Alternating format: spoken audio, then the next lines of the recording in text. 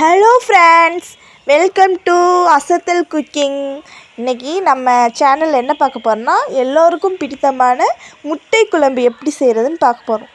இதை நீங்கள் ஒரு தடவை உங்கள் வீட்டில் ட்ரை பண்ணி பாருங்கள், திரும்ப திரும்ப செய்வீங்க. வீடியோக்குள்ளே போகலாம் வாங்க. குழம்பு செய்கிறதுக்கு 2 பெரிய சைஸ் வெங்காயம் எடுத்து வச்சுருக்கேன். அதை சின்ன சின்னதாக கட் பண்ணி எடுத்துக்கோங்க.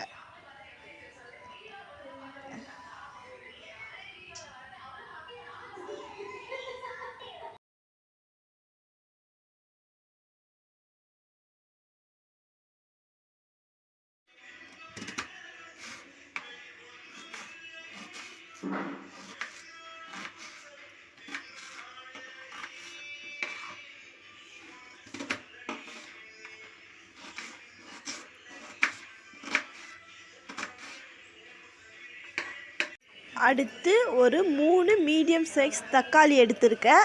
அதையும் சின்ன சின்னதாக இந்த மாதிரி கட் பண்ணி எடுத்துக்கோங்க.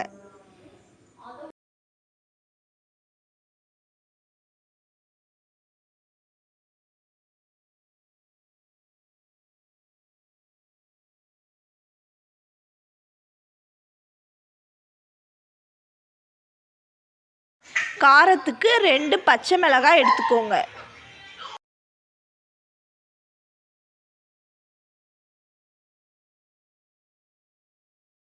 ஒரு மிக்ஸி ஜாரில் தேங்காய் 2 கைப்பிடி அளவு தேங்காயை எடுத்துக்கோங்க. அது கூடவே ஒரு பட்டை,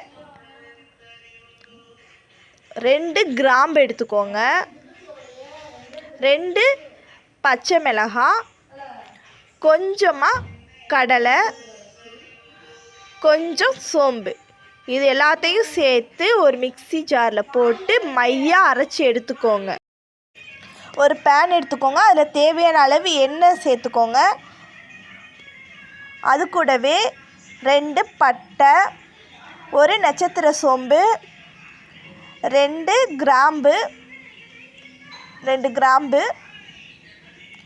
3 ஏலக்காய், ஒரு கல்பாசி கொஞ்சமாக எடுத்து நல்லா வதக்கிக்கோங்க. வதக்குனதில் 2 பெரிய சைஸ் பச்சை மிளகாய் சேர்த்து வதக்கிக்கோங்க. அது கூடவே ஒரு கைப்பிடி நம்ம வெட்ட அளவு வெங்காயம், வெங்காயத்தை நல்லா பொன்னிறமாக வதங்குற மாதிரி அந்த அளவுக்கு வர வரைக்கும் நீங்கள் வதக்கணும். அப்போ தான் நம்மளுக்கு டேஸ்ட்டு நல்லாயிருக்கும். அந்த வெங்காயத்தோட டேஸ்ட்டு குழம்புல இறங்கி நல்லா சுவையாக இருக்கும். அது கூட 2 டேபிள் ஸ்பூன் இஞ்சி சேர்த்துக்கோங்க.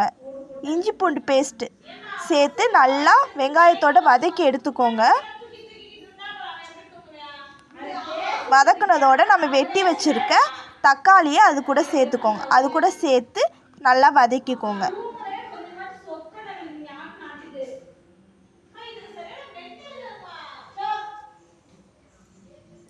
அது கூடவே தேவையான அளவு உப்பு சேர்த்து நல்லா திருப்பியும் ஒரு தடவை வதக்கி விட்டுக்கோங்க.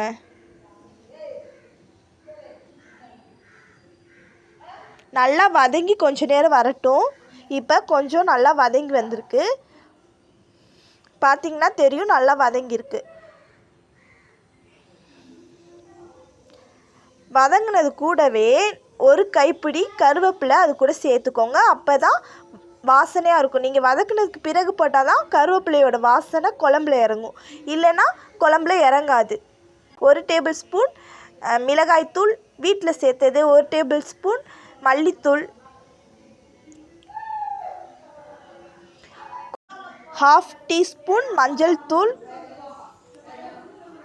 1 டீஸ்பூன் கரம் மசாலா, அது கூடவே கொஞ்சமாக மட்டன் மசாலா காரத்துக்கு ஏற்ற மாதிரி சேர்த்துக்கோங்க.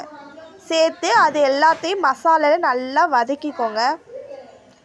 வதக்குனது கூடவே 1 டம்ளர் தண்ணி எடுத்து அது கூட சேர்த்து வதக்கிடுங்க.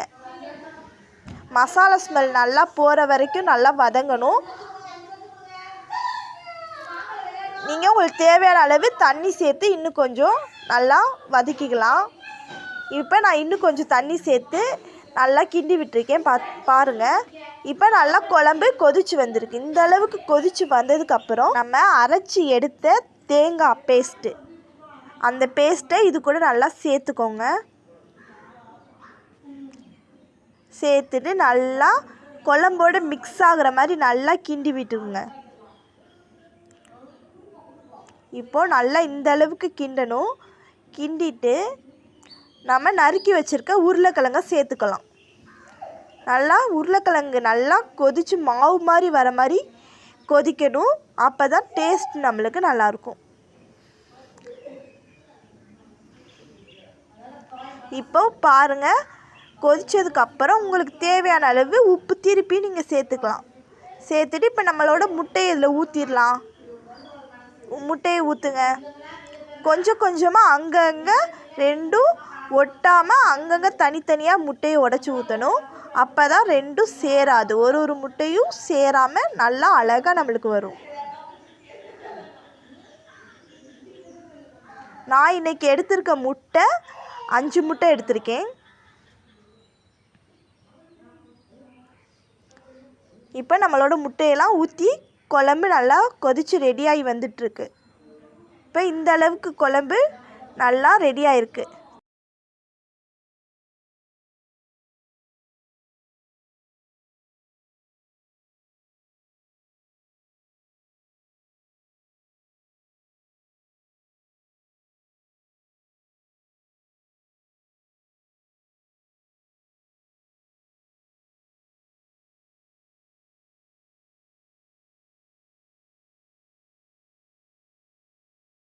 இப்போது நம்மளோட முட்டை குழம்பு ரெடி ஆயிடுச்சு. பாருங்கள், இந்த அளவுக்கு முட்டை நல்லா ஸ்பைசியாக சூப்பராக வந்திருக்கு.